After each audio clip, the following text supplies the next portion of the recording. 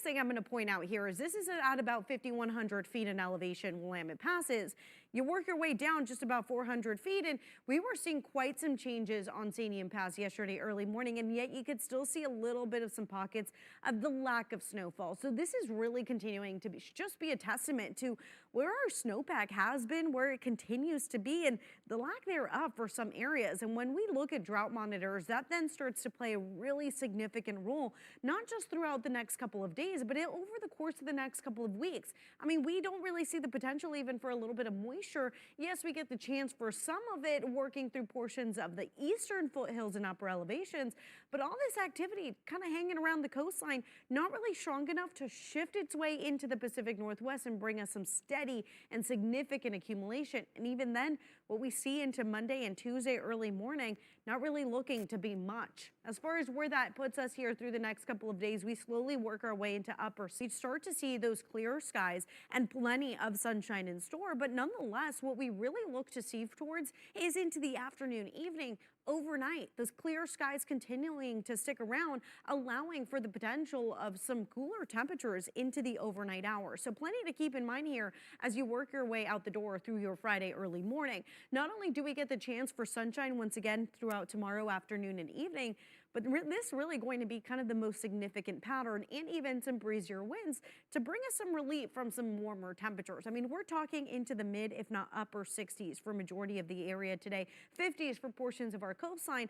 And when I talk about those clear skies tonight really making an impact and allowing for cooler temperatures into the overnight hours, this is a look at exactly what I'm talking about. We're working back into 30s territory, but luckily not much activity. And we get that quick turnaround because by tomorrow afternoon, we're starting to see the return of the mid to upper 60s into 70s. Plenty to keep in mind here through the remainder of the day. The cloud coverage continuing to slowly clear out. And I'll be honest, we kind of struggled to clear it out. Throughout majority of your afternoon, we barely even break into the 60s before we see that next cooling trend starting to make its return to the forecast. And we saw it a little bit earlier.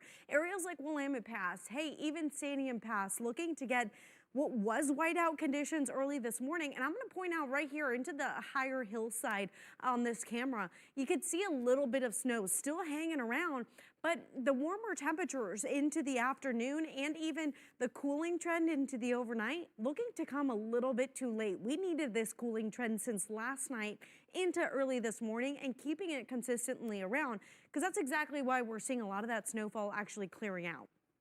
Now, couple things here to keep in mind. The chance for any of this moisture that we see kind of popping out over onto the coastline, not really making an impact when it comes down to those rain totals.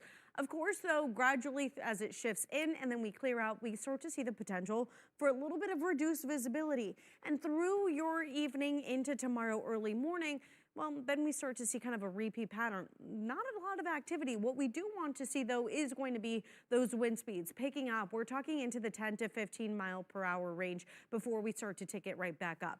So here's something that I really want to point out, considering we've kept it rather dry over month after month. And usually this drought monitor showcasing a little bit of relief. In fact, we normally don't see this until we're into June, maybe even July and August. But we're starting to see that pattern and that stretch of some severe drought concerns for some areas in the same range where we're seeing below average precipitation. We're talking anything from the Grand Ronde Valley, that's northeast Oregon, all the way into the central and southwestern portion of our state. And through the remainder of your weekend into the start of the week, that drying trend really looking to just kick it into high gear. Even when it looks like we get a little bit of moisture trending into your Sunday and Monday, it's not going to be enough. I'll be honest, if anything, Monday we're going to be running into reduced